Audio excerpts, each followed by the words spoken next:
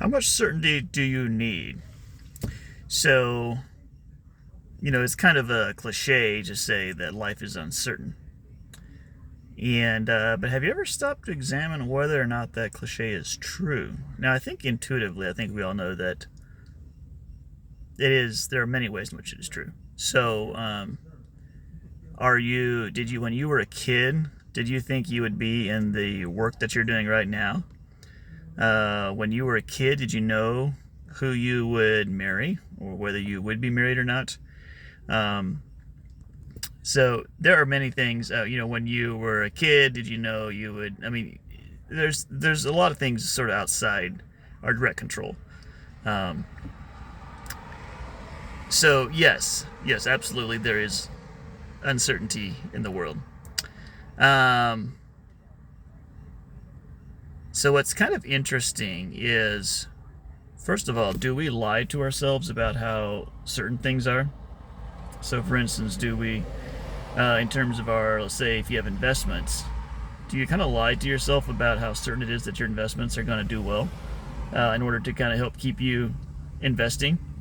If you have a business, do you lie to yourself about the certainty of that business succeeding to give you the ability emotionally to continue running that business? Um, so there's potentially like there's potential for us to kind of fool ourselves on the positive side in order to keep ourselves going. In other words, not that the outcome couldn't be as positive as we think it is, but that we overestimate the certainty in order to motivate ourselves to keep going that direction. So in that sense, you could say perhaps it's sort of a pragmatic lying to ourselves, if you will. Um, the opposite can also be true, though.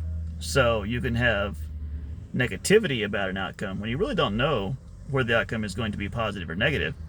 Um, so let's just say business-wise, you could feel like, oh man, my company is growing too slowly. It's never going to be amazing and huge, and it may be true, but you don't know what opportunity is going to come around the corner next.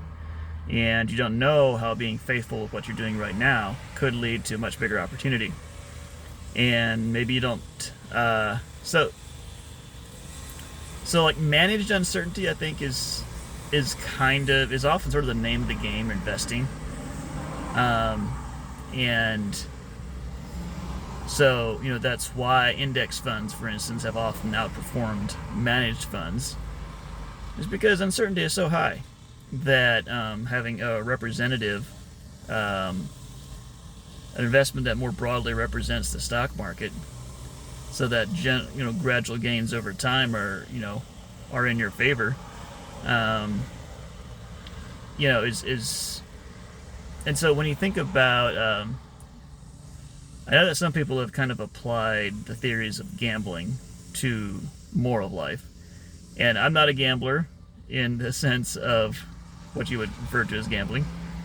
I am self-employed, so I am experienced with some of the variability that comes with that in life.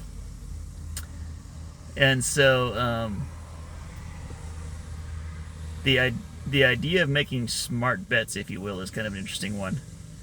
Now, ideally, I think we can tap into the wisdom that God gives us, and He can direct our paths. So it's not a pure gamble at that point. But there is some support in the Bible for this idea of cast your bread on many waters, and it's sort of the idea of like you don't know what'll succeed, so try a number of different things. And I don't know if I have a fully formed theory on this or not. It does seem like that a person could be so in tune with the Holy Spirit's leading that just like a dude weed eating, I think he kicked something that struck my windshield, and it sounded pretty horrific. But anyway, I don't know, maybe it was a gunshot, but more likely it was a weed eater. Um, Boy, where was I? Yeah, and so I think taken to its logical extreme, God could tell you how to invest in the stock market, to pick the correct stocks, and you could make an incredible fortune with it. And it's very possible it's being done. I don't know. I don't see any theoretical reason why that could not be the case. However, I do also think it's possible that even for the spirit-led believer, God allows some things to remain uncertain, if you will. So, like, He doesn't tell us all the outcomes of everything before we get started on them. And I think there's a certain faith that one can have when one doesn't know the exact outcome that is pleasing to God, and that maybe that would not exist if He told us everything that was going to happen and exactly how to operate our lives, to where we knew so much that that potential feeling of uncertainty was totally eliminated. The Israelites going into the promised land, they knew that God was going to give them the promised land. At least they knew. At least God told them, right? Whether or not they actually ingested that belief is another issue. But I do believe that. So I think often God gives us directions in broad strokes where we're going, and at times, many times even, He gives us very specific direction as well. But I still think, and I could be wrong on this, but I do think there's something that is glorifying to God even when we don't understand everything that's going on, even when we don't know exactly how we'll get from point A to point B, before, like, how we'll cross the bridge before we get there, to know that He's going to be with us and give us a way to cross that bridge, or to direct us to another bridge, or whatever it is. I think there must still be something very pleasing to God about a faith that is rooted in His character, even in the face of not being able to see our way through humanly. So, what about you? Do you feel like you have to have a lot of uncertainty in order to motivate yourself to take a course of action?